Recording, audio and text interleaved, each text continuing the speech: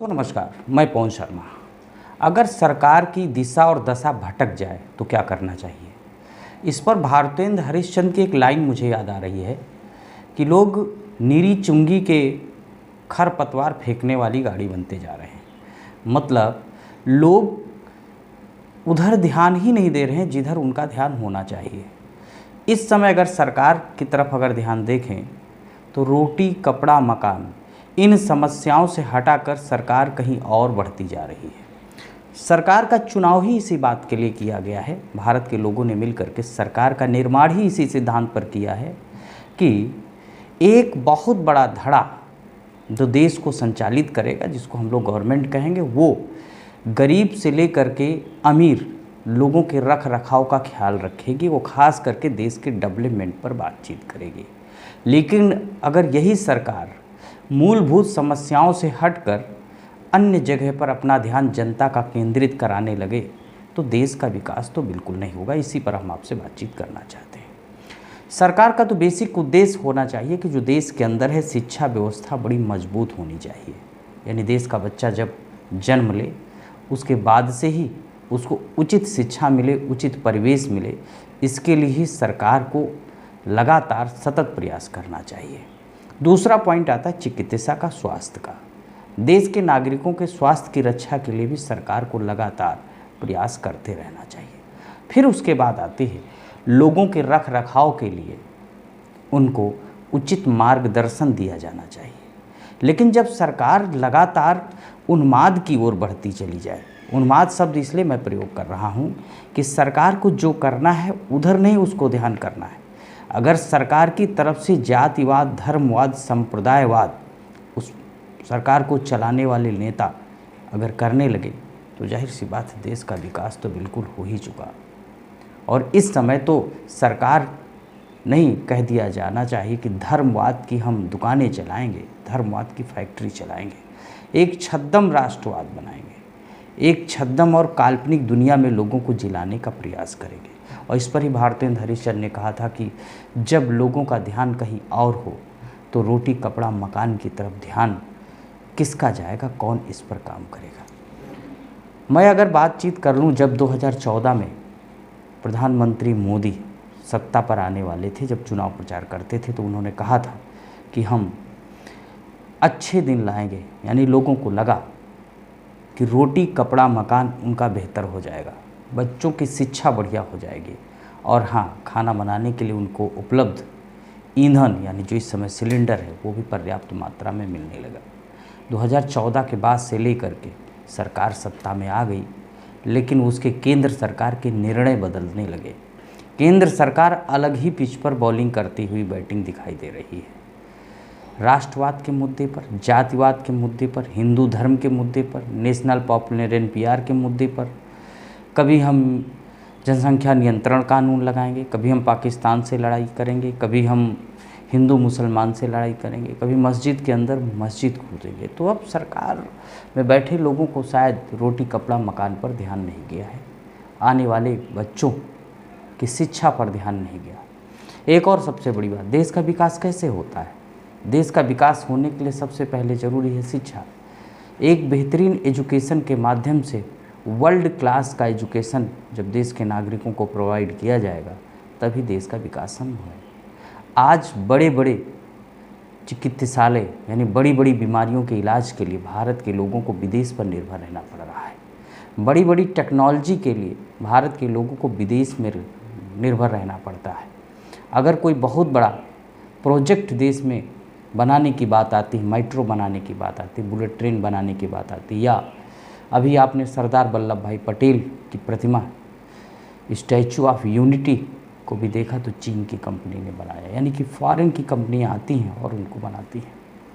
तो अब देश के अंदर क्या वाकई एजुकेशन और की रफ्तार थम गई है? वाकई थम गई, क्योंकि बड़े बड़े वैज्ञानिक जो बनते हैं, बड़े बड़े जो चिकित्सक बनते हैं, शायद उस लेवल के नहीं बन पा रहे हैं जिससे देश का विकास हो सके। सरकार भी इसमें बहुत उदासीनता के साथ नज़र आ रही है, क्योंकि उसको हिंदू मुसलमान, भारत पाकिस्तान, इसके सिवा कुछ दिखाई ही नहीं दे रहा है। और लोग भी अंधे होते जा रहे हैं, धृतराष्ट्र बनते जा रहे हैं। एक और बड़ी बात है, जब महाभारत हो रही थी तो धृतराष्ट्र को कभी ये नहीं लगता था कि उसकी सेना हारेगी, उसका परिवार हारेगा। वो सदैव यही कहता रहा कि हम पांडवों को मसल देंगे, लेकिन कभी उसने टेक्नोलॉजी पे काम नहीं किया। इस समय भारत के साथ कुछ ऐसा ही हो रहा है। भारत के लोगों को लगता है कि हम कभी गुलाम नहीं हो सकते। गुलाम क्यों नहीं हो सकते? इतिहास गवाह है, भारत गुलाम हुआ है। व्यापार के तौर पर ईस्ट इंडिया कंपनी को चलाने वाले लोग भारत में आए थे, व्यापार किया था, उसके बाद भारत को गुलाम बना ले गए। अभी ऑपरेशन सिंदूर के बाद जिस तरह से अमेरिका ने भारत में दखलंदाजी किया, उसने कहा ट्रेड के साथ वार नहीं चलेगा, और उसने एप्पल बनाने वाली कंपनी को ये भी स्पष्ट कर दिया है कि आप भारत में एप्पल का निर्माण नहीं करेंगे। ये छोटी बात नहीं है दोस्तों। कहीं ना कहीं हम टेक्नोलॉजी के तौर पर पिछड़ते जा रहे हैं, तभी अमेरिका जैसा देश भारत पर हावी हो रहा है। चीन का व्यापार भारत से बढ़ता जा रहा है। सुई से लेकर के बड़ी से बड़ी चीज़ों के लिए हम चीन पर निर्भर होते जा रहे हैं। तो क्या वाकई भारत के लोग धृतराष्ट्र बने देखेंगे? जनता का ध्यान सिर्फ भारत और पाकिस्तान के बीच लड़ाई करने में ही रहेगा? जनता का ध्यान सिर्फ हिंदू और मुसलमान करने में ही रहेगा? आप अपने चिकित्सा की बात कब करोगे? पढ़ाई की बात कब करोगे? अपने हक और अधिकार की बात कब करोगे? अपने डेवलपमेंट की बात कब करोगे? अपने उज्जवल भविष्य की बात कब करोगे? कृषि को अच्छा कैसे बनाया जाए, इस पर बात कब करोगे? प्रति व्यक्ति आय लगातार गिरती जा रही है, इस पर बात कब करोगे? क्या वाकई हिंदू मुसलमान करने से आपका पेट भर जाएगा? तो शायद नहीं। जिस तरह से भारत में किसान आत्महत्या कर रहा है, उसको उचित रूप से बुआई के लिए बीज, फसल और खाद नहीं मिल पा रही है, पानी नहीं मिल पा रहा है। ये बहुत ही सोचने का विषय, बहुत ही गंभीर विषय है कि देश का विकास कैसे होगा।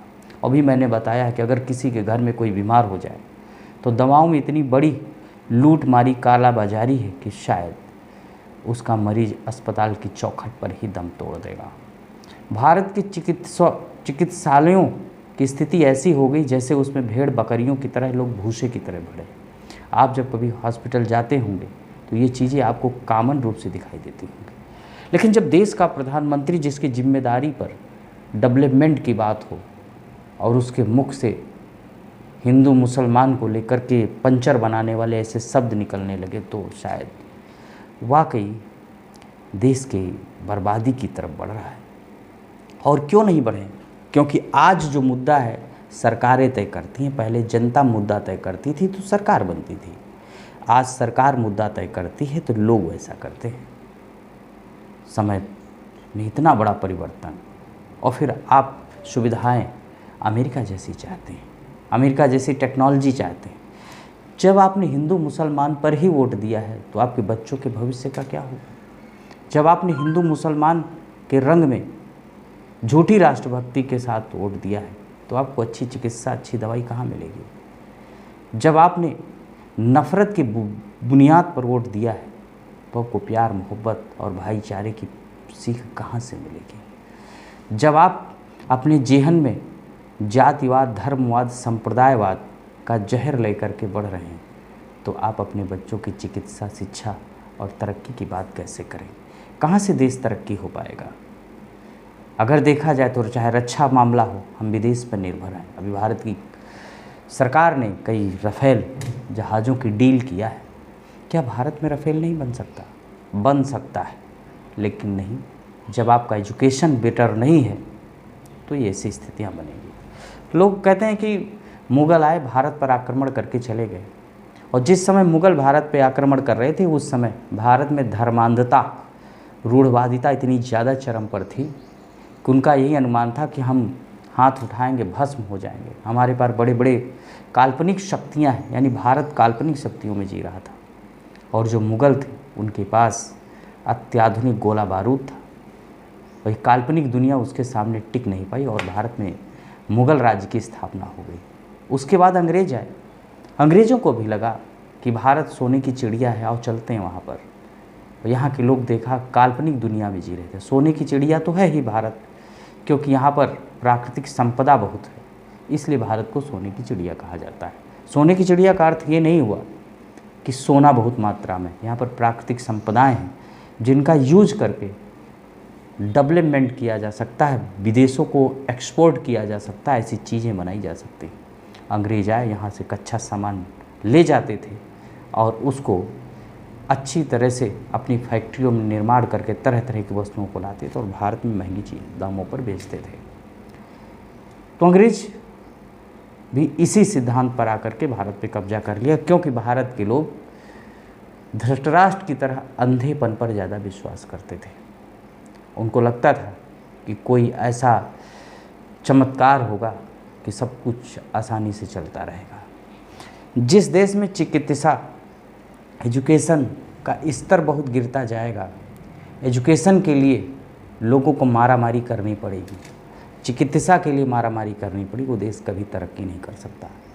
जातिवाद, धर्मवाद, संप्रदायवाद से न कभी देश का विकास हुआ है और न ही कभी हो पाएगा।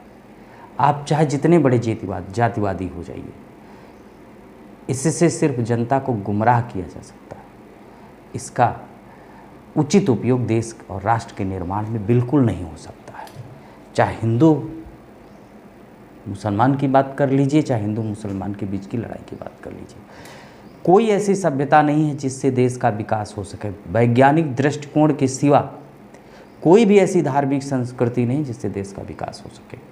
लेकिन लोग कहते हैं कि हमारी संस्कृति बड़ी है, वो कहते हैं हमारी संस्कृति बड़ी है। इसी में हमारा देश पिसता जा रहा है। मेरा सवाल वही है, आप सरकार से पढ़ाई लिखाई दवाई की बात कब करोगे? कब फ्री एजुकेशन की बात करोगे? कब फ्री मेडिकल की बात करोगे? और किसानों को उचित सुविधाएं कैसे मिलेंगी, इन पर बात आप कब करोगे? लेकिन आप बात करना ही नहीं चाहते, क्योंकि आप धृतराष्ट्र की तरह अंधे हो चुके हैं। आखिर अपनी आंखों से कब पट्टी खोलोगे? पट्टियाँ खोलिए और सरकार से सवाल करिए कि हमारी पढ़ाई कहाँ है, हमारी दवाई कहाँ है। पैसा तो भर भर करके इनकम टैक्स के रूप में सरकार की झोली में जा रहा है। सरकार के मंत्री से लेकर मिनिस्टर, यहाँ तक उच्च अधिकारी उसी पैसे का भ्रष्टाचार करके दुरुपयोग भी कर रहे हैं। ऐसी खबरें दिखाई जाती, सुनाई भी पड़ता है। फिर भी ये लोग सही काम क्यों नहीं कर रहे हैं? आप धर्म के चश्मे को लगा करके वोट क्यों कर रहे हैं? क्या आपके लिए एजुकेशन ज़रूरी नहीं है? क्या आपके लिए चिकित्सा ज़रूरी नहीं? अगर आपको लगता नहीं ज़रूरी है तो फिर आप ये सवाल बिल्कुल मत करिए कि आप बीमार हो रहे हैं तो आपका स्वास्थ्य ठीक नहीं है, आपको अच्छे डॉक्टर नहीं मिल रहे हैं, अच्छा एजुकेशन नहीं मिले। इस पर सवाल करने का हक आपको नहीं है। और करने का हक है तभी जब आप vote best education, best medical और देश के निर्माण में बेस्ट पॉलिसी के लिए करते हैं। झूठे और छद्म